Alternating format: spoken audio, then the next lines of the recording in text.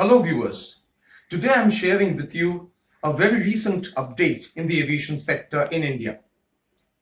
I first take you back in 2019 when the world was shaken with two successive plane crashes claiming more than 350 lives. The aircraft involved was brand new Boeing 737 MAX 8. Now what happened in those crashes? First was the Lion Air crash and the next was the Ethiopian Airlines crash. What had happened was brand new planes, Boeing 737 MAX 8 with larger engines, which had caused a little bit of aerodynamic shift in the profile of the aircraft. Now the plane was taking off from the ground and there is an angle of attack sensor which senses the flow of the air and finds out the angle in which the nose is pointing. Now, if the angle of attack, it's around 10 degrees. Now, due to a sensor problem, if the data goes to the plane's computer that instead of 10 degrees, it is 20 degrees, that means a steeper gradient.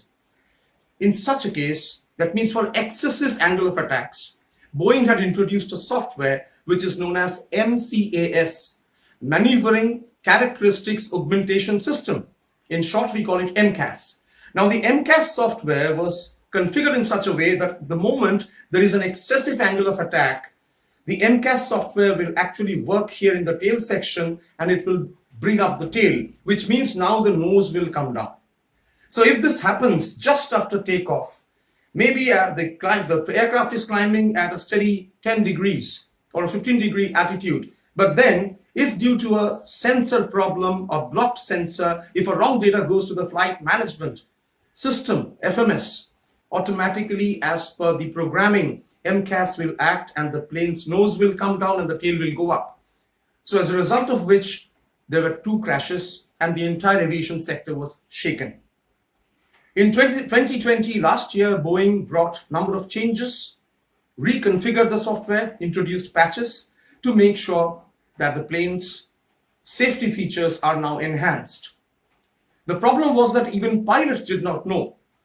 Aircraft, aviators, aviation professionals were not actually given full disclosure about MCAS when these crashes happened. But then, according to the Boeing sources, it seems that Boeing has now made changes in the software to make it more safer, and with more redundancy systems. And now, unless there is a mismatch between the observations of two angle of attack sensors, one on the pilot side, one on the first officer side, if there is a mismatch, only in that case, the program logic will be such that MCAS will operate, otherwise not. So a single wrong message or a single wrong input from one of the angle of attack sensors will not drive or will not kick MCAS into action.